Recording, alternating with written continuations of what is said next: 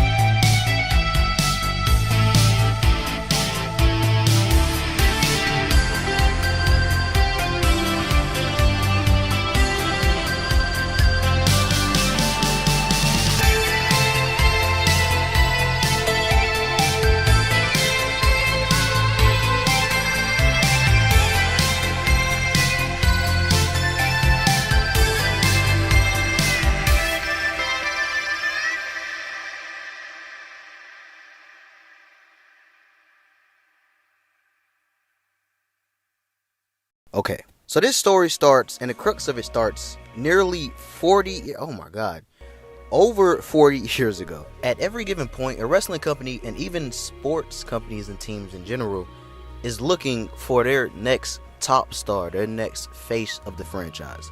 This person whose storylines and marquee matches can be built around, who can generate ticket sales, millions of dollars in merchandise, and even mainstream appeal, thus then creating new fans of that company and new wrestling fans in general. Without this top star and franchise guy, a company can see massive, and I mean massive, drawbacks and setbacks, disastrous drops in revenue, and even waning ticket sales and ratings. And this is what is going to pretty much play a massive role in our story, in our person that we're going to talk about today. So I want to take you guys back. The year is 1979, and at this point, WWE is struggling and looking for that next megastar to build their company around. They are looking for that next top star to take the place of a man who has been on top of the industry and been the face of wrestling in WWE for the past nearly 20 to 30 years. And that man's name was Bruno Sammartino.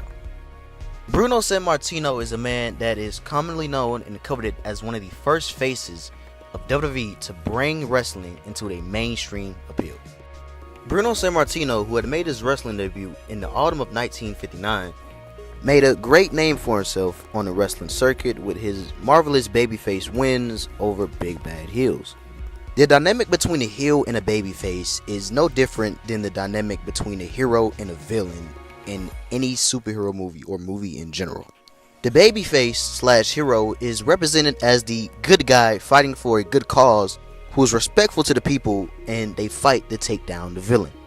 In wrestling, a heel represents a villain, someone who is booed by the fans, who disdains the fans, have this relationship of disdain for the fans and their fellow wrestlers.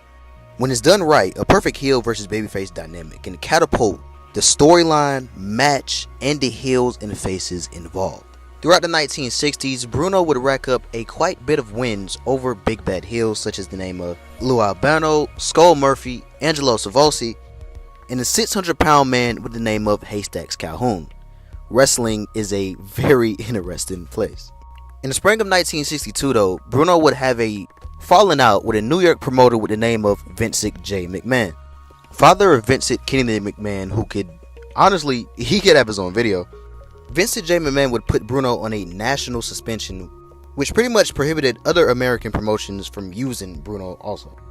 After a year of Bruno wrestling in Canada, Vincent J. McMahon would call back Bruno in an attempt to get him back to working shows in New York and Madison Square Garden. Bruno had many conditions on returning and coming back, but one of the conditions was that he got a shot at the time, the current WWF World Champion, Buddy Rogers. The reason Bruno did this is because he believed at the time that he was the guy that could help catapult the industry. In Bruno's documentary, this is what he said about the whole situation. The way I felt at the time is, if I got a chance at the title and I won it, then there was no question in my mind that I was going to be at the top. Because then, it was up to me to prove to myself that I belonged there. Bruno would go on to defeat Buddy Rogers for the world title, and after this night, Bruno would go on to sell out Madison Square Garden in a record 211 times. Bruno would pretty much stay a big name at the top of the industry until the late 70s, and then eventually he would retire in 1987. This brings us back to the late 70s, where the reign of Bruno Sammartino at the helm and the face of, at the time, WWF was coming to an end. And now the company needed a new face, a new top draw. At the time, it seemed like it'd be a first shot that it would be the son of Bruno Sammartino, David Sammartino. But unfortunately, all the pressure on David because of what his father was pretty much sealed his fate before he even got started. A tale of David Sammartino not being able to break out of his father's shadow. David was even propped up at times to be that next guy and that next franchise guy for the company, but this is not what happened. As the late 70s would roll on, and the legend Bruno Sammartino would start to do more commentary than wrestling nowadays, one night this completely unknown man makes his wrestling debut. There was something different about this man. The image of this huge athlete oozing with charisma as he pretty much dominated his opponent. This was the introduction of Hulk Hogan. That, Bruno. Ironically enough, Bruno Sammartino would be on commentary for this match, and whether him or Hogan knew it or not, he had just watched the debut of one of the most iconic wrestlers in history. It didn't take too long for Hogan to start rising the ranks and becoming a centerpiece of the company, as fans started to gravitate to his oozing charisma. This basically meant that Hogan did such a great job at hyping himself up, being his own hype man, that he could get every single person in the arena off their feet. Every match, everyone looked forward to the Hulk Hogan Hulk Up, which was basically Hogan near the end of the match no selling, aka not reacting to his opponent's punches, and instead pointing at his opponent and then starting his triumphant comeback. The Hulk Up basically consists of a no sell of the first punch, and then the second punch, and then the third, and then the Hogan finally pointing at the opponent, and then he would give the opponent a fury of punches before sending that opponent into the ropes for a big boot, and then finally the all-famous Hulk Hogan leg drop.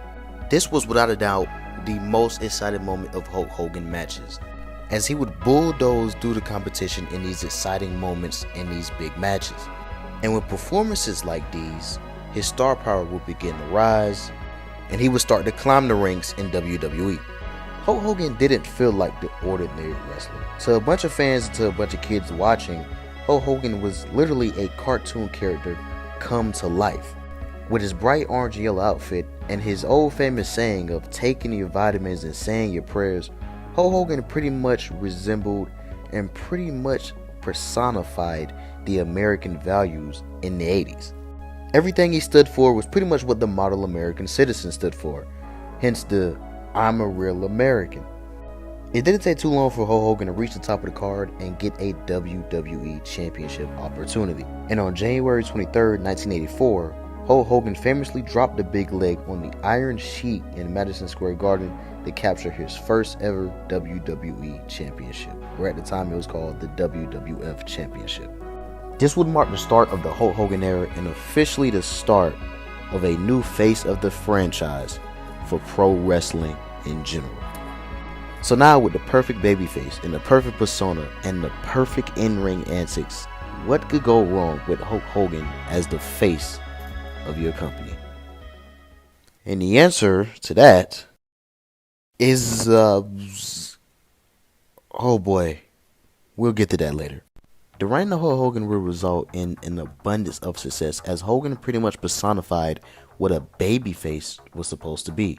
Hogan pretty much became the definition of a babyface. WWE would see great success with Hogan at the top, as Hogan would start to penetrate into mainstream media. Hogan was on commercials, cereal boxes, billboards, you name it. This man was a walking advertisement. So much so that WWE would attract the attention of another mainstream icon at the time, Mr. T. And with all the mainstream success, Vince Kennedy McMahon had a plan. After the death of his father, Vince McMahon Sr., Vince Kennedy McMahon had full reign to push the company into the direction that he fully wanted to go. You see, Vince McMahon realized one day that people would pay to see a spectacle. While wrestling was entertaining, Vince McMahon also would lean into the entertainment aspect of professional wrestling. And this meant more theatrics and bringing outsiders into WWE. So Vince McMahon came up with the plan of the ultimate spectacle in professional wrestling, WrestleMania, the spectacle of spectacles in professional wrestling. Now, before I give Mr. T and Hulk Hogan all the credit, let's talk about another mid-80s icon. Let's talk about Cyndi Lauper. Now hold on, stick with me now. During the mid-80s, TV channel MTV would get in on the success and the popularity of WWE when legendary rival Bruno Sammartino, Lou Albano, would appear in Cyndi Lauper's music video of the iconic song Girls Wanna Have Fun. This would lead to Lauper and Albano appearing on WWE television on an episode of Piper's Pit. Lauper and Albano would start feuding with each other on that episode of Piper's Pit, and this would lead to them both picking representatives for a women's wrestling match to both fight on their behalves. Cyndi Lauper would choose Wendy Rickler, and Lou Albano would pick the legendary Fabulous Moolah. This match would be broadcasted live on MTV from Madison Square Garden on July 23rd, 1984.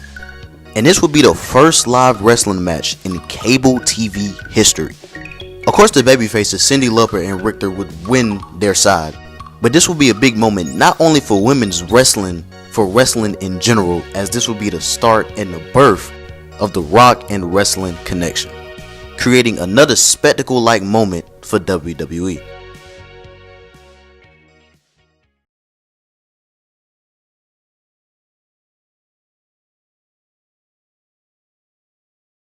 It is said that Vince McMahon put so much money, so many resources into WrestleMania that if WrestleMania didn't sell well, if it didn't work, then WWE would have possibly tanked and ceased to exist. Everybody looked at it as freaking Vince McMahon. He's trying to take over the world. He's trying to put us all out of business. The date, March 31, 1985. If WrestleMania didn't work, the WWE would have tanked. My dad literally bet the farm. He mortgaged everything my parents owned. Outdoing itself and presenting this unbelievable card of wrestling. WrestleMania 1 was a misfire at the rest of the industry. I'd been in the business and I'd felt those vibes before, but this was something different. We're seeing the greatest spectacle in wrestling history right now. There was electricity that just surrounded the ring. With an unbelievable ovation as they're hanging off the rafters just here in Madison Square Garden. Luckily, that did not happen. WrestleMania succeeded a ton and it broke a bunch of records at the time for professional wrestling as a whole. And now WrestleMania is the staple of what we know today. But back when the first WrestleMania happened, at the forefront of this was, of course, the Hulkster Hulk Hogan. And this would officially kick off Hulk Hogan's mega stardom. But with all this success, it is evident that you know the man behind the gimmick. One of the reasons why pro wrestling is so interesting is because while we know that it's predetermined and it's not real, wins and losses can still have a very real and very drastic effect on careers.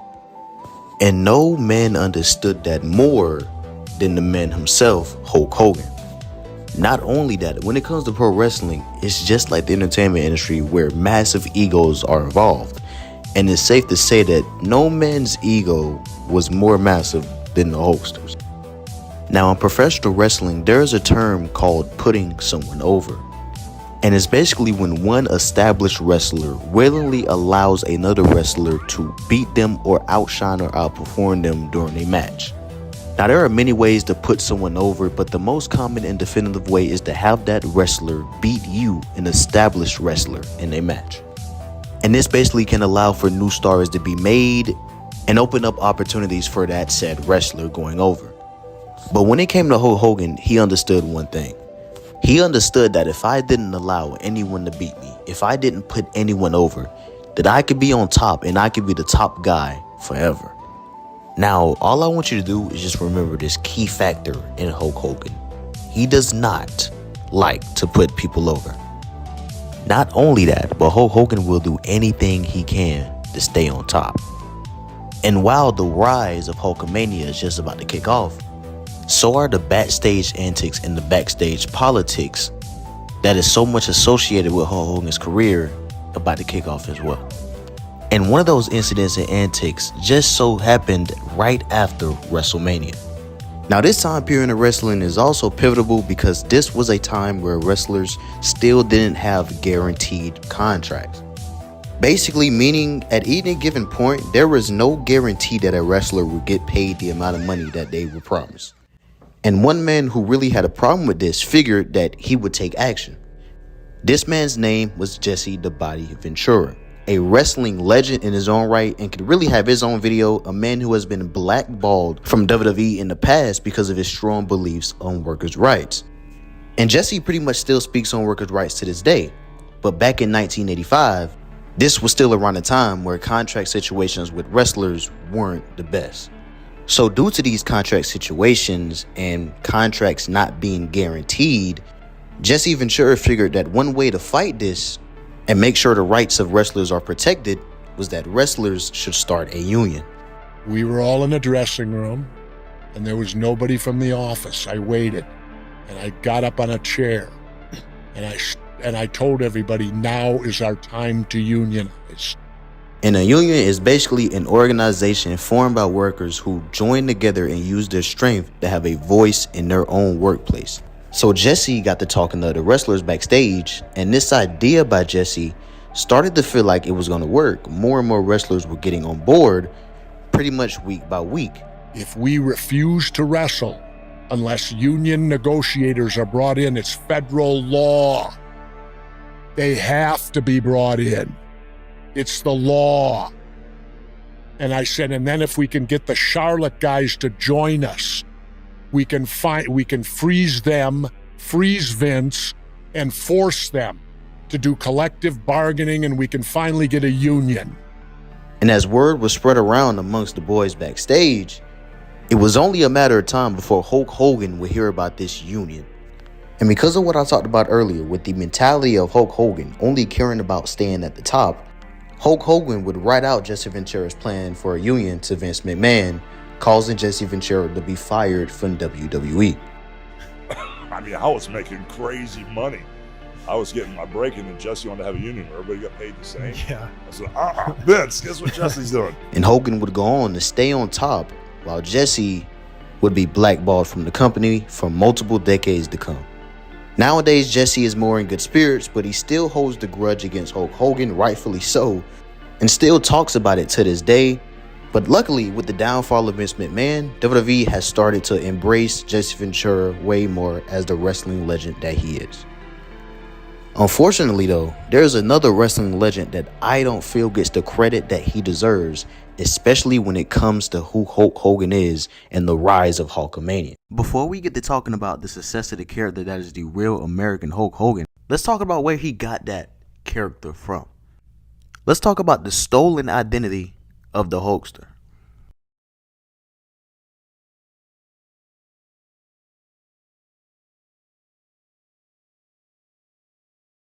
Now, a lot of people credit the Hulk Hogan character for being quite possibly the most important character in wrestling history, as if the Hulk Hogan character ceased to exist, then wrestling would be in a very different place. But one thing a lot of people don't realize is that there was already a Hulk Hogan character way before Hulk Hogan. This man's name was Eldridge Wayne Coleman Jr., otherwise known and better known as Superstar Billy Graham. Many wrestling fans know the name Superstar Billy Graham, but due to his peak popularity happening in the 70s, many people don't really know the full weight of the influence of Superstar Billy Graham. One of by far the most influential things about Superstar Billy Graham is that he set the precedent for the larger-than-life body physiques of professional wrestlers. In an era where most wrestlers had everyday people, average dad bod physiques where you could pretty much look outside your house and see your neighbor with, Superstar Billy Graham was a bodybuilder first. A bodybuilder who had even worked alongside a young Arnold Schwarzenegger. Billy Graham had the body physique of a Greek god, and this pretty much set him apart from every other wrestler. And with this body precedent and physique, Superstar Billy Graham would start to see massive success. Billy was a pioneer in not only his physical appearance, but also his character. In an era where most wrestlers would portray themselves as tough guy characters, Billy was a flamboyant character. He would speak in rhymes and even wear tie-dye shirts to separate himself from the rest of the roster. This combination of a larger-than-life physique mixed with a crazy, charismatic, flamboyant character would have a bunch of influence on wrestlers coming up. Wrestlers like Macho Man Randy Savage, Ric Flair, Rick Rude, Dusty Rhodes, and most of all, Hulk Hogan. Now, looking at the two, you could already see that there is a bunch of similarities between Hulk Hogan and Billy Graham alone just off of appearance. Not only the physique, not only the blonde hair, but what if I told you that Hulk Hogan would also take the mannerisms, not only that, but the catchphrases of Superstar Billy Graham, stealing them word for word, bar for bar. For example, Billy Graham, being a man of religion, was pretty much the first wrestler to bring the word brother into his wrestling promos. The same way a certain Hulkster would do later on. During Superstar's entrance, he would tear his shirt off before hitting the little double bicep pose, which, if you think this is getting bad now, just wait. Not only would Superstar Billy Graham also put his hands up to his ear to listen to the crowd's reaction, get this, he would also refer to his arms as 24-inch pythons. And he would even wear a feather boa from time to time. What I'm pretty much trying to say is Superstar Billy Graham was Hulk Hogan before Hulkamania was even a thought. Now, you may ask, if Superstar Billy Graham was Hulk Hogan before Hulk Hogan, then why didn't he see the success that Hulk Hogan did? Well, unfortunately, there was one problem. Superstar Billy Graham was a bad guy. Superstar Billy Graham was by far the most charismatic guy on the card, but unfortunately, he always played the heel. And this will be the one thing that plagued Superstar Billy Graham. On April 30th, 1977, Superstar Billy Graham would defeat the legend Bruno Sammartino for the WWF Championship. Now, during this reign, Superstar Billy Graham would feud with Dusty Rhodes, and it was during this feud that they would have the matches that Dusty's son, Cody Rhodes, would name the Unfinished Story. As great as Superstar Billy Graham was, he was still plagued by the era that he was in. A very different era from the day where most fans usually gravitate towards heel characters. This wasn't the case in the 70s. See, during the 70s, this was during a time where wrestling fans still believed wrestling was real.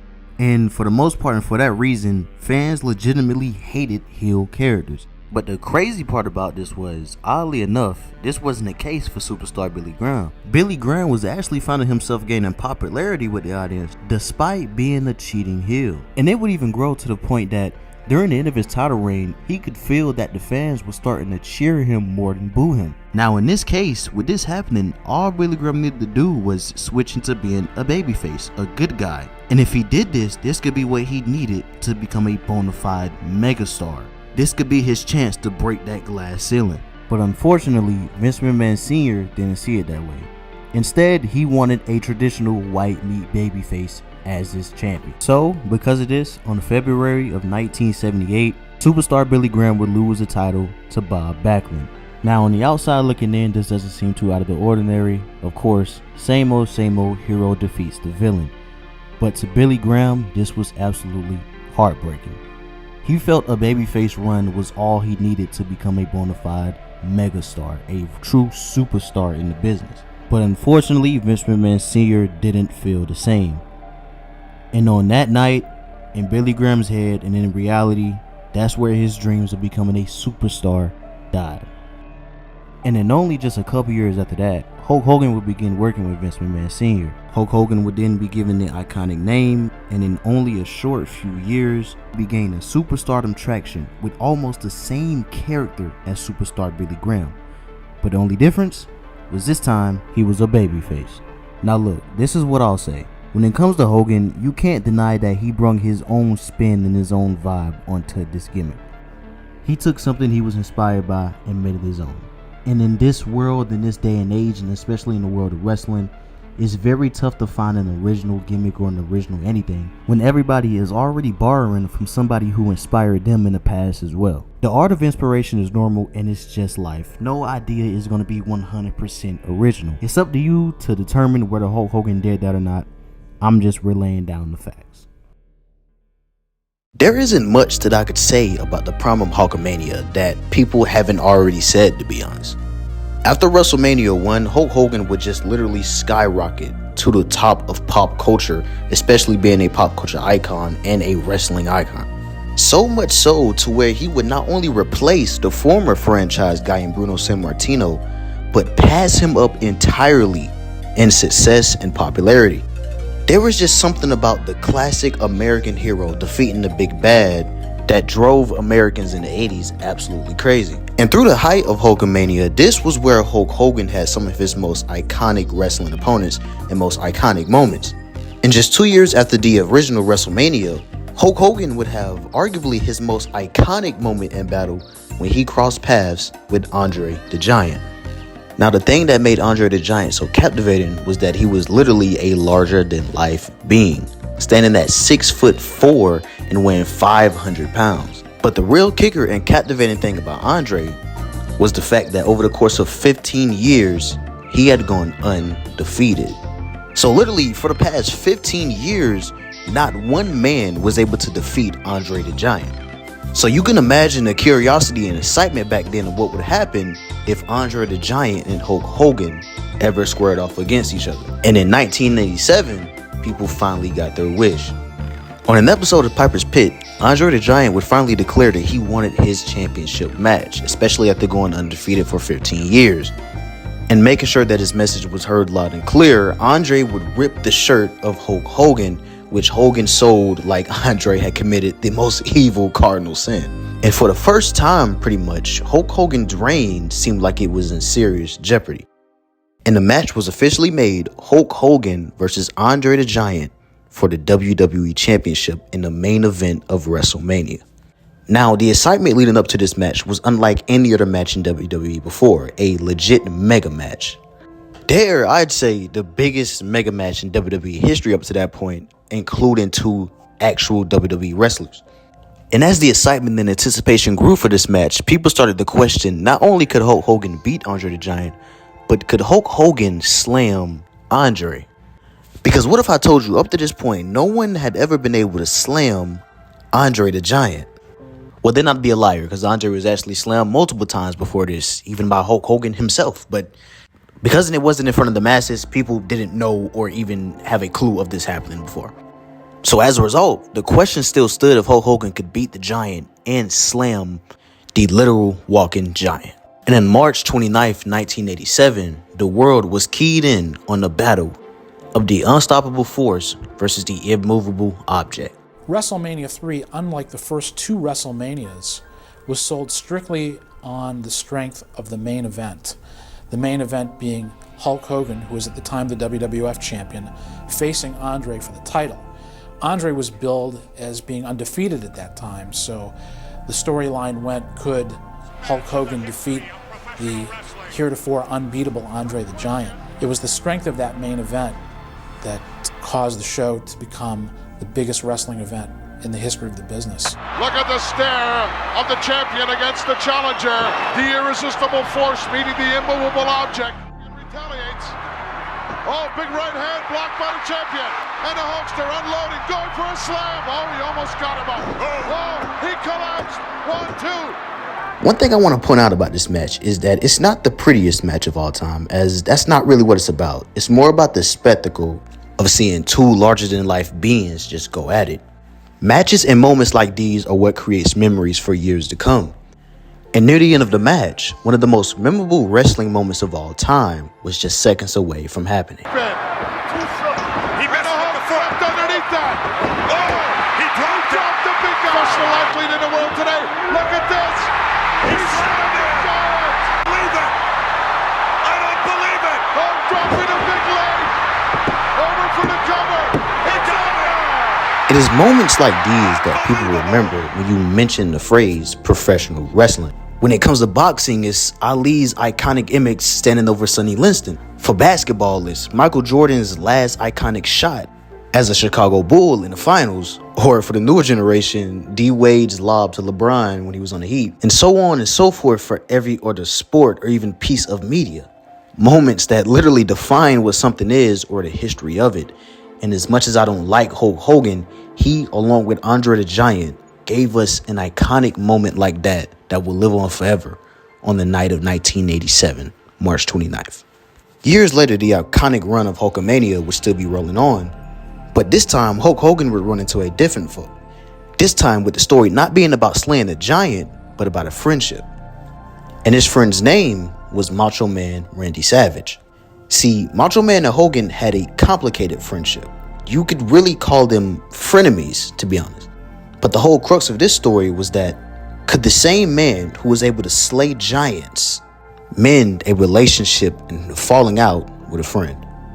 But I'm not going to tell this story to y'all. I'm going to have a guy who I'm not too fond of most of the time tell this tale of two friends. So Donnie Blaze, the floor is yours. At WrestleMania 5, the Mega Powers exploded. Two guys who were once best friends went against each other. The two guys I'm talking about is Hulk Hogan and Macho Man Randy Savage. At WrestleMania 5, Hulk Hogan and Macho Man Randy Savage had an iconic match. But before I get into the match, I want to let you guys know why the match happened. So before the match happened, a while before the match even happened, Hulk Hogan and Macho Man, they were friends. They were very close friends. They had matches together. They were friends. But eventually, as time went on, Macho Man felt as if Hulk Hogan was being lustful towards his wife. His wife was Miss Elizabeth. She was not just his wife, but she was the manager for Macho Man. She managed Macho Man, and when the two guys, Macho Man and Hulk Hogan, came together, she was the manager for the team. So as time went on, Macho Man felt as if Hulk Hogan started to get lustful towards his wife. So that right there eventually led to Macho Man just getting angry with Hulk Hogan and turning on him. And that right there led to the Mega Powers exploding at WrestleMania 5. Now that we got the backstory of the match, let's get to the match because it was truly iconic. So the match started with both guys playing their role correctly. Hogan being the face and getting the crowd behind him, and Macho Man being the heel, running from Hogan and taunting the crowd. This right here was not one of those matches where one person looked good and the other person looked like they ain't doing nothing. Both guys did amazing at selling. Both guys had great in-ring psychology. Both guys did amazing in this match, but the match had to end. And how did it end? Hulk Hogan hawks up. He hawks up. Hulk Hogan, hit him with the big boot, hit him with the leg drop. 1, 2, 3, Hulk Hogan beats Macho Man and becomes the new WWF champion. Truly an iconic match. After this match at WrestleMania, Hulk Hogan would go on to have one more iconic moment and match with Ultimate Warrior at WrestleMania 6, taking the loss and putting Ultimate Warrior over in a very rare occurrence. But as the years would go on, Hulkamania would start to lose steam. Maybe it was just the lack of interesting opponents and stories that Hulk Hogan had compared to Warrior, Savage, and Andre. Maybe it was the fact that as the years went on, the in-ring wrestling would get better while Hulk Hogan's in-ring work would stay mediocre. Or maybe people was just tired of the same old song and dance, the same old Hulk Hogan saving the day story. In my opinion, it was all these things. As the years went on, the Hulkamania narrative and the Hulkamania story would just get old. And it also didn't help that this would start to expose Hulk Hogan as not that good of an in-ring worker, with pretty much all of his matches being repetitive and the same old match, while wrestlers like Shawn Michaels and Bret Hart, who were amazing in the ring, would pop up on the scene and innovate what it was to be an in-ring worker. And going into the 90s, Hulk Hogan's relationship with WWE would just get worse and worse. Whether it was him rubbing people backstage the wrong way, as Hogan does, like when he lied about The Undertaker dropping him on his head at SummerSlam 1991. 1991, my 1-year anniversary with the company, I wrestled none other than the Golden Goose himself. I'm going to win the championship. That would have made me the youngest champion in WWF at the time in history. I'm walking down the hall.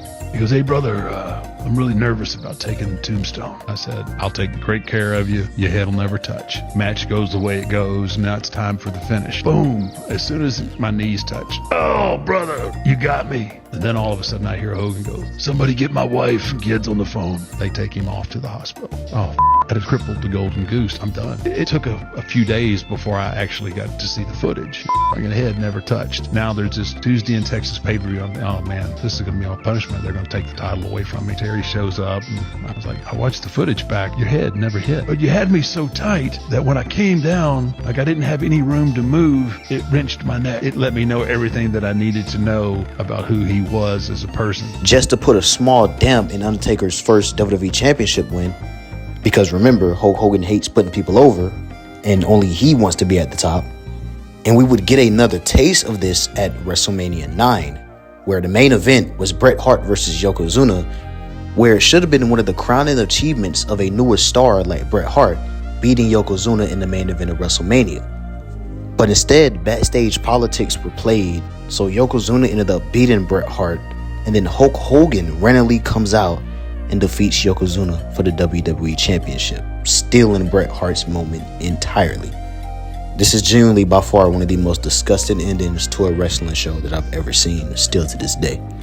And I think this was the moment where, after nearly 10 years of Hulkamania, this same old story had officially died out. Hulk Hogan would end up leaving WWE in 1993 and would debut in WCW, a rival company to WWE.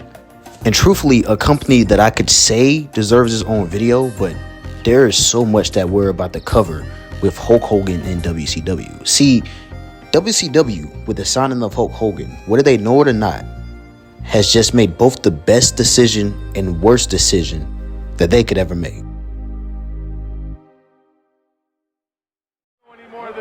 Wait a minute. I don't mean to interrupt you, but wait a minute. A bulletin is coming across, and fans, we are going to supplement this bulletin by what you see on the bottom of the screen.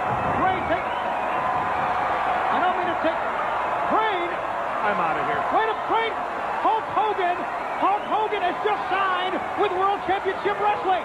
Put your headset back up. Look. The bulletin is official. The Hulkster, Hulk Hogan. Well, the Hulkamaniacs he has responded to the wishes of the fans. No, wait a minute. This could be another ploy. This could be something wrong with the TV. Hulk Hogan would sign the WCW in 1994, and after 15 years of being in the WWE, he was now in the company that was competing against it. For the first time ever, Hulk Hogan was now in an entirely new playing field. But Hulk Hogan, being the person he is, he still made sure that everything was in his best interest. Because in Hogan's WCW contract was that he had complete creative control. And what this means is Hulk Hogan could basically kind of do whatever he wanted. If he didn't want to lose on a certain night to a certain opponent, he wouldn't. If he wanted to beat a certain opponent on a certain night, he would. If he didn't want to do a certain storyline or match, he wouldn't have to. Think of it as a lead actor in a movie having total say on what happens with his character or how his character is written on the script. And with an ego like Hulk Hogan's, WCW was set for a very, very wild and just crazy ride. Hogan would debut for WCW and hit the ground running with pretty much the same real American character from WWE. But it felt at this point in this time in wrestling, something was just different. The real American Hulk Hogan babyface hero character just didn't quite hit the same that he used to back in his prime Hulkamania days in WWE. It was very evident that wrestling at that time was going through a culture shift, and for a moment, it seemed like Hulk Hogan was still riding off of his success with Hulkamania and his days with WWE. But Hogan could kind of feel that it wasn't working anymore, or at least to the same extent that he used to before, and it almost seemed like Hogan kind of knew or felt that he might have to consider making some type of a change. But I want to talk about something else when it comes to change. Let's talk about what happens when you change the guard and blur the lines with a storyline almost to the point where it seems real. In 1996, wrestlers Razor Ramon and Diesel's contracts would both expire with WWE, but this wouldn't be known to the public. And then all of a sudden, Razor Ramon and Diesel would start to show up in WCW in segments and in ways that it almost seemed real. It almost seemed like these guys were invading WCW when they weren't supposed to be there. Because at the time, to everybody's knowledge, these are WWE superstars. These guys aren't supposed to be in WCW, do rival company to WWE. So it created this vibe, and it created this feeling that you didn't know if this was real or not. And these two guys would call themselves the Outsiders. This was a group whose main focus was to take over WCW. And the worst was yet to come, as they would start teasing a third man. So for weeks and weeks and weeks, everybody speculated who this third man was, and finally, we would get the answer. At Bash at the Beach 1996, the night of the reveal, the NWO, Hall and Nash, who were basically fighting a 2-on-3 handicap match at this point, were still getting the upper hand. And then, out comes Hulk Hogan, pretty much who you could predict was about to save the day. Hulk Hogan had officially gone bad guy. He was the third member all along. What makes this moment so significant is the fact that it's essentially the first of its kind in wrestling and professional wrestling. As this is the first time we had ever seen a world-renowned hero, a world-renowned good guy, the superhero of professional wrestling, going bad. A move that Bruno Sammartino during his days as pretty much the face of professional wrestling had never done. And to this day, you can see and tell why this was one of the most shocking moments in wrestling history. The way Hogan immediately changes his demeanor on a dime, high-fiving the bad guys and then trash-talking all of the fans. For decades at this point, people had known Hogan as the bright clothes-wearing, child-friendly good guy. And now, that Hulk Hogan was officially gone. It's hard to put in words how big of a moment this was for wrestling fans at that time, especially for myself, because I wasn't even born by then. But I think the closest thing I can make the one-to-one comparison to is the recent heel turn of John Cena. This world-renowned babyface who was for years and years and years known as the good guy, and that's pretty much all you thought he would be. Because by nature, by his character, it would just be a contradiction of everything he stands for. The man who built his brand off of respecting others and protecting everyone, it would never happen until it did. And the heel turn of Cena, of course, has been something that's been exacerbated because of how the actual run was due to outside forces, Triple H, Rock. But when it comes to the very moment, the moment that even the most casual of wrestling fans who haven't watched wrestling in decades felt seeing John Cena turn heel and turn into a bad guy, it's the exact same of what wrestling fans felt when this heel turn of Hulk Hogan took place. The very next show would feature Hall and Nash causing chaos on the WCW roster like they always had done. But this time, we'd see Hulk Hogan walk out also, cold, menacingly, with no more of the bright red and yellow colors, no high energy happy theme song. The bright colors have been swapped out for an all black dressing attire. And the visual of Hulk Hogan walking out like a mob boss as Hall and Nash do the dirty work like mercenaries spoke volume. This was going to be something that we had never ever seen yet in professional wrestling.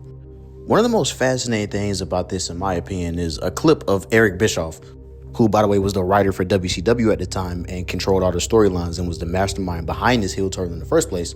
Essentially WCW's version of Vince McMahon at the time, or Triple H currently. There's this interview of him talking about the birth of NWO and this heel turn, and in the moment at the time, thinking that this may have been the worst idea he could have possibly done. Turning the world-renowned good guy into a bad guy and angering millions of fans. And another reason he felt like that is due to the fact that they had done this whole Hulk Hogan heel bad guy turn and didn't even have a plan for what to do after it. So I find it just crazy and fascinating how in real time they were piecing the puzzle together on what this new group, this NWO, was supposed to be. AKA just freestyling, just going off the head on everything. Down to the black and white aesthetic, the hilarious signature that would come up before every NWO announcement. The following announcement has been paid for by the New World Order. All the way down to the logo and just the whole vibe of how the group walked and talked and acted. And there's evidence of this as the NWO documentary showed Hulk Hogan and the NWO cutting one of their first vignettes as the new group. And during the recording for that vignette, Kevin Nash and Scott Hall having to pull Hulk Hogan aside because he was still speaking like the old bright red and yellow good guy Hulk Hogan. And Kevin Nash telling Hulk Hogan that's not going to cut it anymore. The NWO kind of just signified a culture shift in the 90s. Remember how I talked about one of the reasons Hogan was so big was because he epitomized what it meant to be an American in the 80s. All of the values that the average American in the 80s had, that is what Hulk Hogan represented. Especially at a time where patriotism was at its highest due to ongoing conflicts and wars with other countries. But now, 10 years had passed, and now it was the 90s.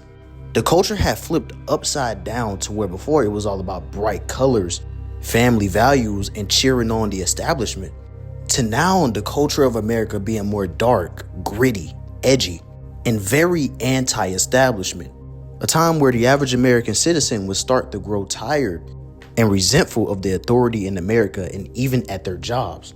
So this caused the American people to adopt this anti-establishment culture, and now that was exactly what NWO and Hulk Hogan was now representing, as their whole goal was to overthrow the establishment and take over WCW. And around this time is when WCW and Monday Night Nitro would start to beat WWE's Monday Night Raw, which aired at the same time in the ratings every single week.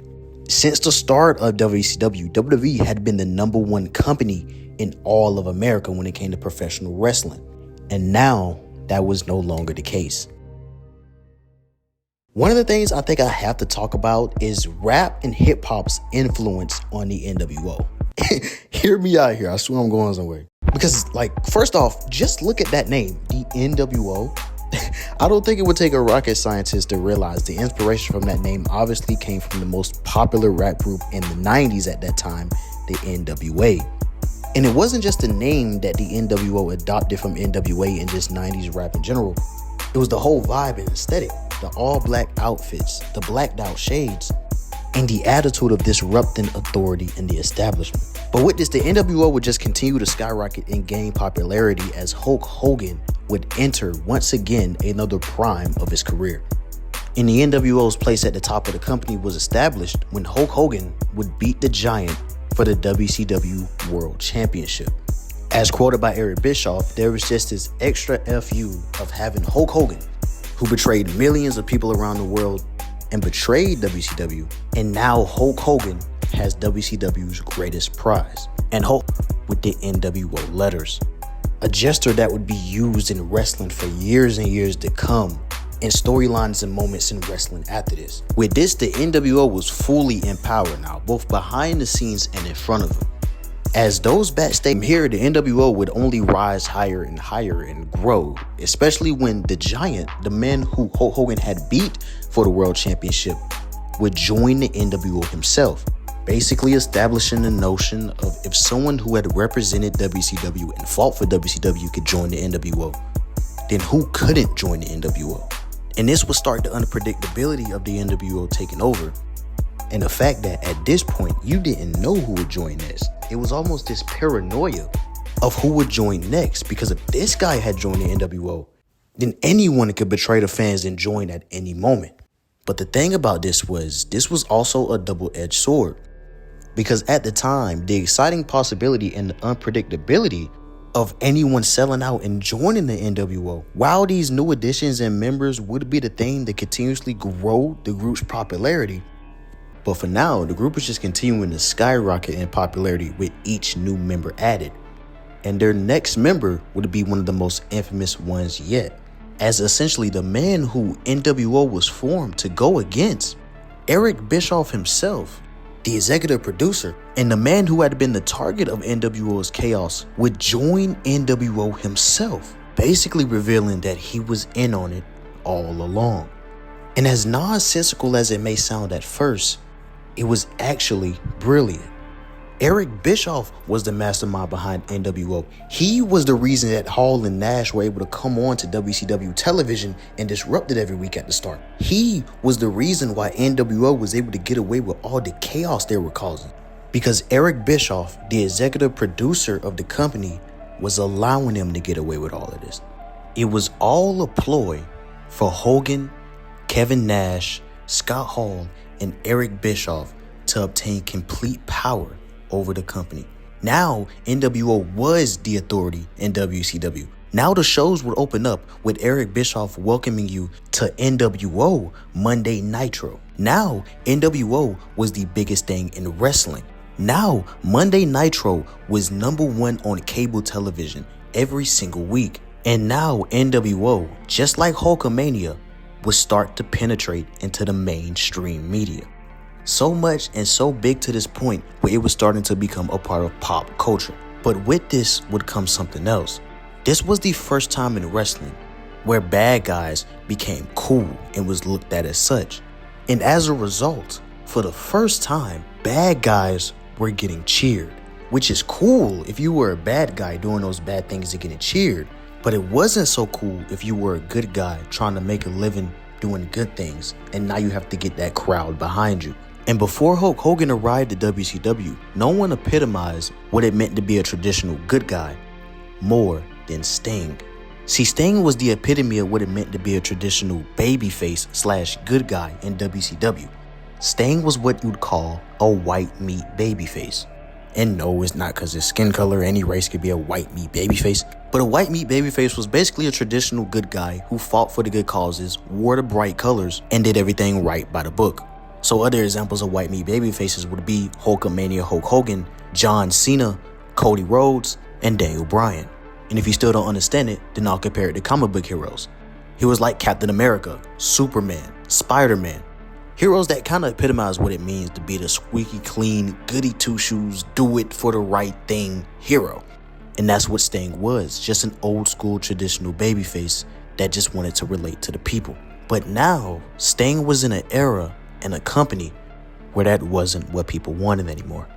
And he was starting to realize if he wanted to combat this new era and survive in it while doing the right thing, to take down the NWO, he would have to tap into a darker and more grittier side himself. And with a company at this point full of villains and controlled by them, the company needed a hero, and not a bright color wearing goody two shoes hero from the past. The company needed a hero with just as much edge as NWO. Sting would start showing up in the rafters during Monday Night Nitro with this newer, darker, grittier look. The bright colors and blonde hair traded for black and white face paint and jet black hair. What WCW had become had brought the darkest version out of Sting. And with the intrigue and interest this new Sting brought to the company, fans would quickly start to get behind him as the hero that WCW needed. See, the thing about this new dark Sting is he was stoic, cold, a man of very few words, if not any. In fact, that was some of the intrigue. This dark vigilante who watches from the shadows, constantly waiting on his moment to strike. And everything he did got the entire point across without him even having to say a word. This was the savior that WCW needed. And just like that, an eventual showdown between Sting and Hogan would start to be the most anticipated match in all of wrestling at that time.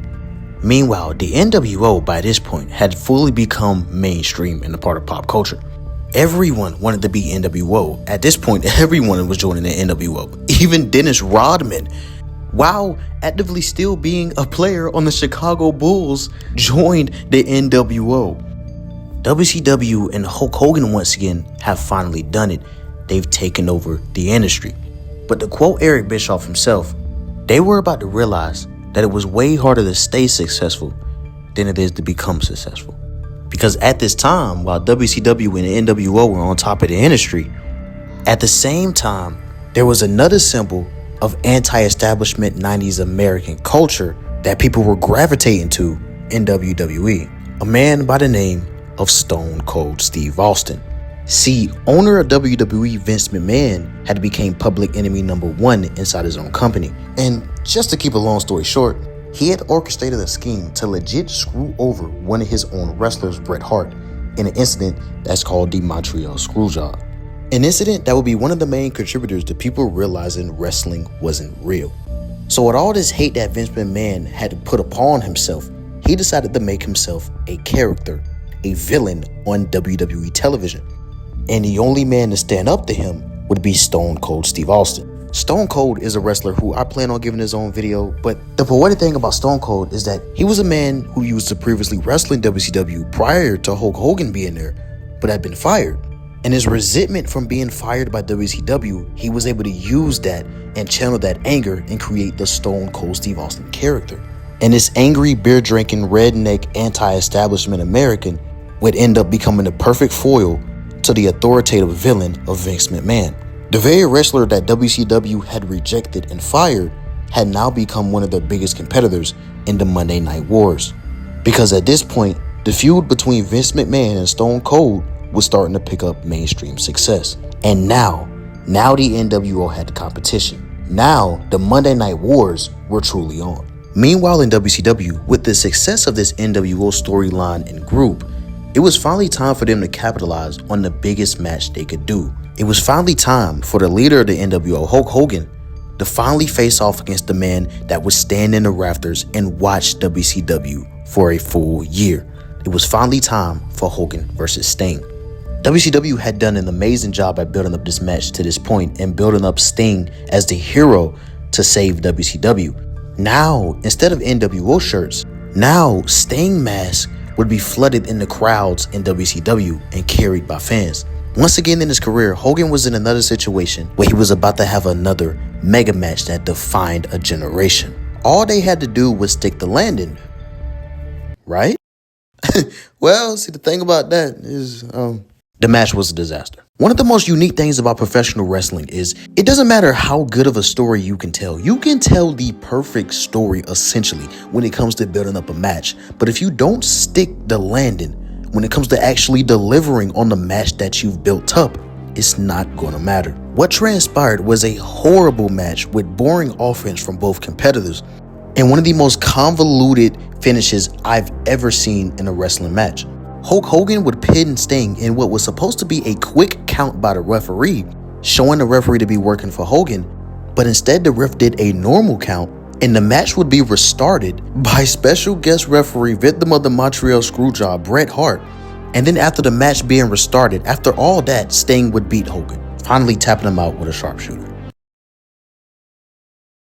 What in the was that? Apparently, according to everyone involved, the original finish was supposed to be Sting beating Hulk Hogan straight up, putting him over as the savior of WCW and possibly the new face of the company. But apparently, on the night of the event, the finish would be changed by Hulk Hogan himself, who felt like, and I quote, "If I was gonna lose, it should be in a way that I was better off after the loss." And I'm sorry, but what are you talking about? The whole point of losing is to put over the other star. Losing to Sting would not hurt you, Hulk Hogan. You're already a megastar. What are you talking about?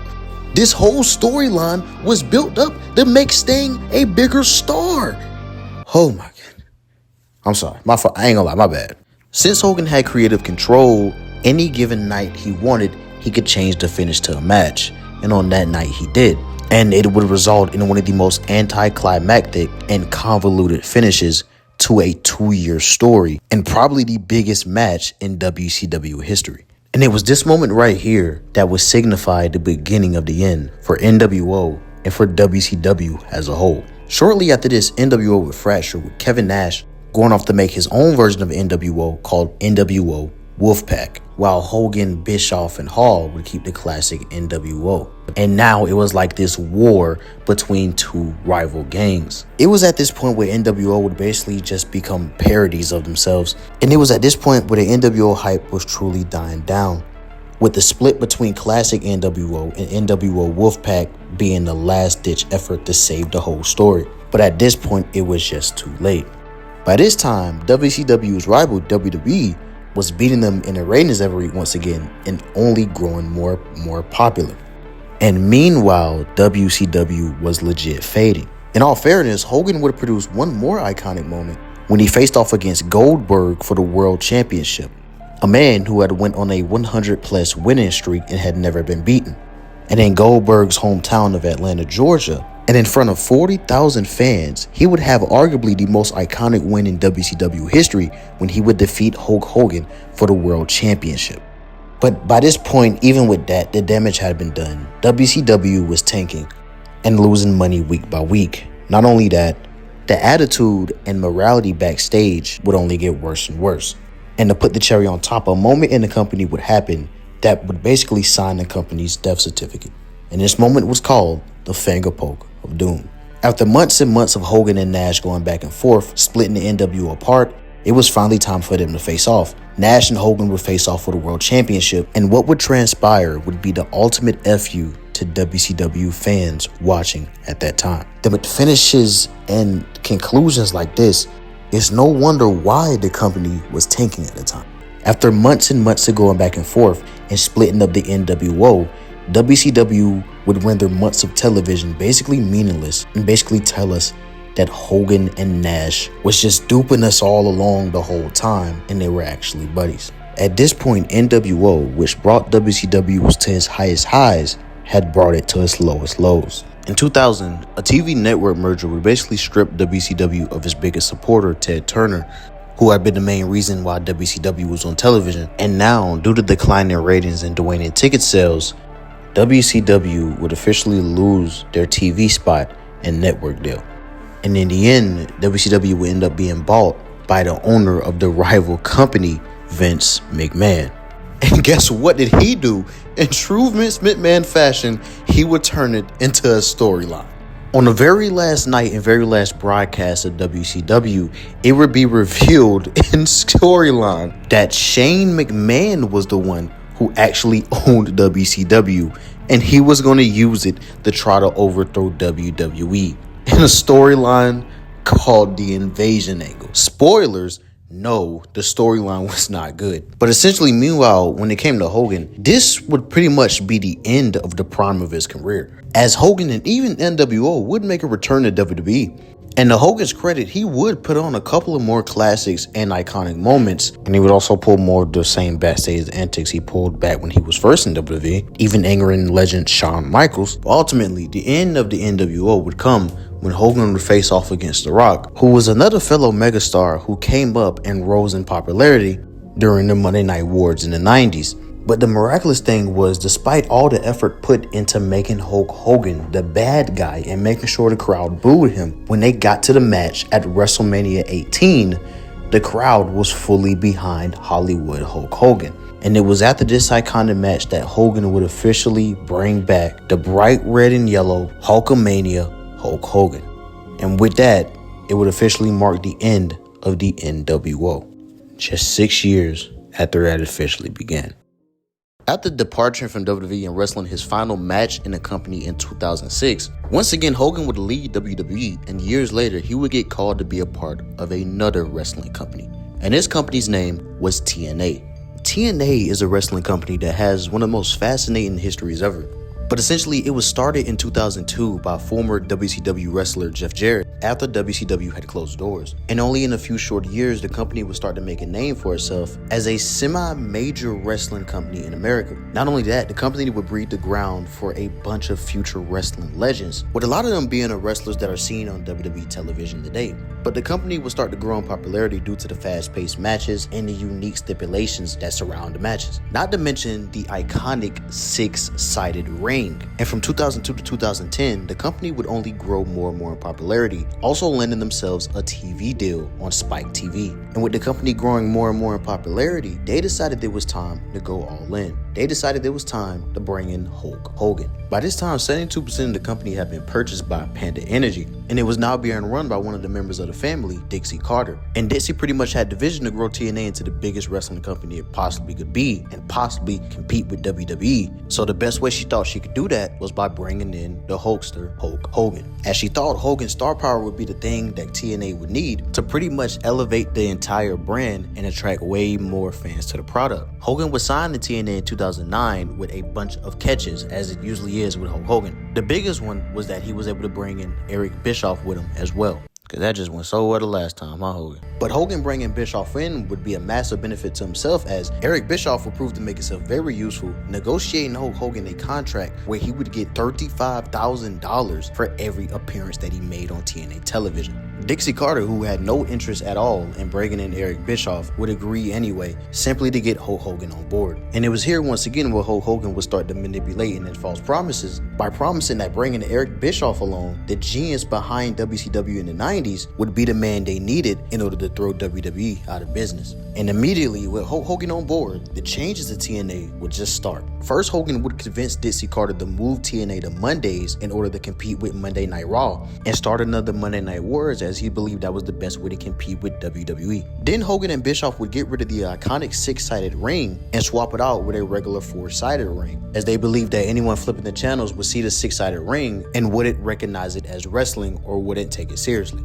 This change uniquely had the whole TNA fan base heated, because essentially this was one of the things that made TNA feel special and unique. Next, the writing team would be completely changed, as Eric Bischoff would be named as the new executive producer. And now the same man who almost beat WWE but was ultimately beaten by them in the 90s was behind the storylines in TNA. And lastly, going back to that Monday night thing, not only had Hogan and Eric Bischoff convinced Dixie Carter and Spike TV to put TNA on Mondays going head to head with Monday Night Raw, they had also convinced them to make TNA a live show and put it on the road, which, by the way, was something that a small wrestling company like TNA could not afford at that time. With all this being announced, many wrestler fans could see a mile away in real time as it was happening why this would end badly. And it made wrestling fans wonder why these supposed great minds in the wrestling industry would choose this tactic. Regardless of that, TNA was now on Mondays and the Monday Night Wars was on. And the first night of the war would be on January 4th, 2010, with the special episode featuring the debut of Hulk Hogan in TNA wrestling. And before Hogan would even step foot on screen, there'd be more examples of Hogan throwing his weight around in the company,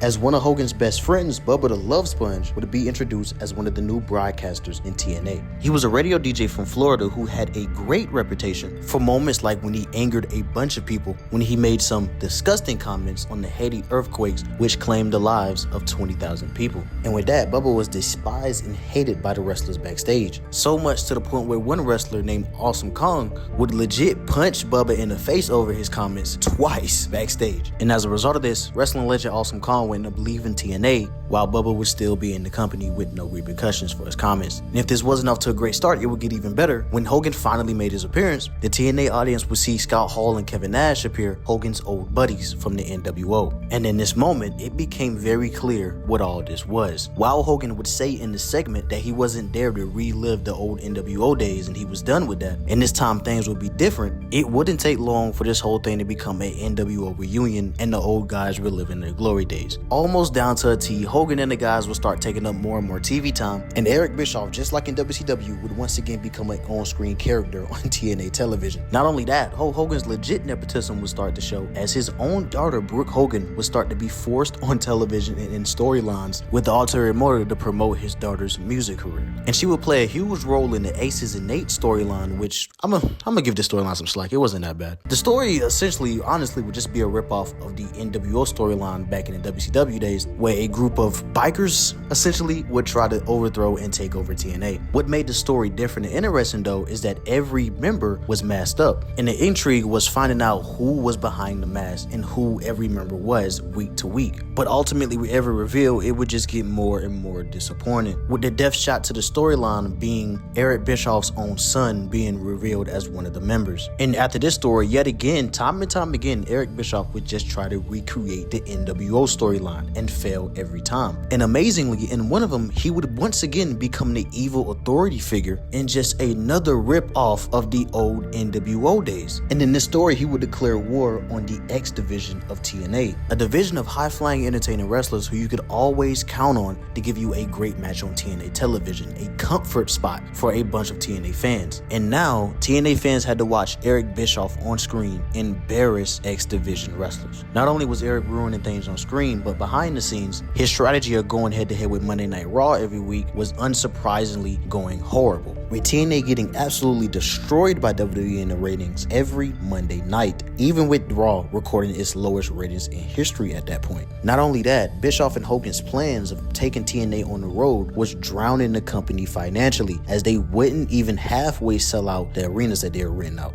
And in October 2013, Hogan would officially take his bags and dip from the company, and with no Hogan, there was no reason to keep Bischoff around, so he would be sent packing as well. Shortly after this, TNA would go back to all the things that made them unique, including the six-sided ring, and try to go back to their roots, but sadly, it was all too little too late. And in July 2014, TNA Impact was canceled by Spike TV. In just 3 short years, Hulk Hogan would once again be the reason for a downfall of a company, along with Eric Bischoff, who would only prove himself to be a one-trick pony, with the only thing him knowing is going back to the NWO playbook, and this time it failing. And this whole partnership is something that essentially took TNA more than a decade to recover from, with some saying they still haven't recovered, as they're nowhere near the popularity or the ratings that they were at in 2008 before Hulk Hogan had came along. This would essentially be the end of Hogan's wrestling career, as once again he would almost destroy another wrestling company, with the later years of Hogan's life being just as chaotic, when in 2015 audio tapes of Hulk Hogan's racist comments would be released, in which he would flat out admit to being a racist and using the insular multiple times in the recording, in which Hogan would drop the craziest line of 2015, where he would say if his daughter is gonna mess with her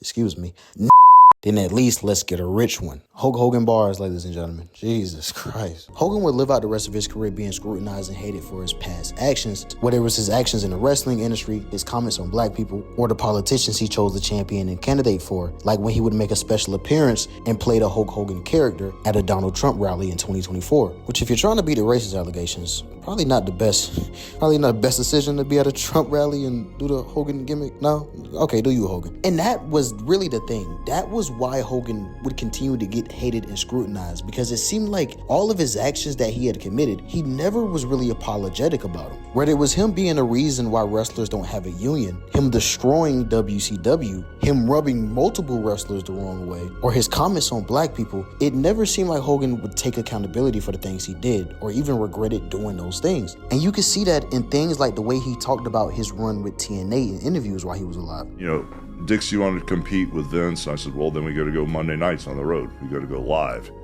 And we went out, and to compete with Vince, you know, $50, $60 million, $70 million isn't going to do it. You need an influx of money consistently to compete with that monster up there. And, you know, it got real exciting for a while, but then when that influx of money just didn't come pouring in for whatever reason, you know, it didn't make sense to move on. There was a couple-year deal offered, and I just was done. Instead of taking accountability and recognizing his wrongs in what he did to TNA, he blamed them for not having enough money to sustain what he'd forced him to do in the first place. It's moments like this and his self-centeredness that would lead to, I think, the most poetic moment in the life of Hulk Hogan, his final appearance in front of a wrestling audience. On January 6, 2025, Hulk Hogan would appear on the Monday Night Raw debut episode on Netflix, and Hogan would make this big surprise Legends appearance to a crowd of boos. Well, let me tell you something, brother. The crowd, who already hated Hulk Hogan, would catch on to the fact that he was only there to sell his new beer, and they would just let Hulk Hogan have it, rejecting him entirely. After all the accomplishments, all the moments, everything Hogan did in his wrestling career and even his life, this was the reaction that he had got from fans. A very poetic moment in where almost 40 years of lying, cheating, manipulating, all the wrongdoings that Hogan had done throughout his career and life had came back to bite him and turned the world against him. A man who literally became a hero to a generation and lived long enough to literally see himself become the villain. The sad reality of professional wrestling.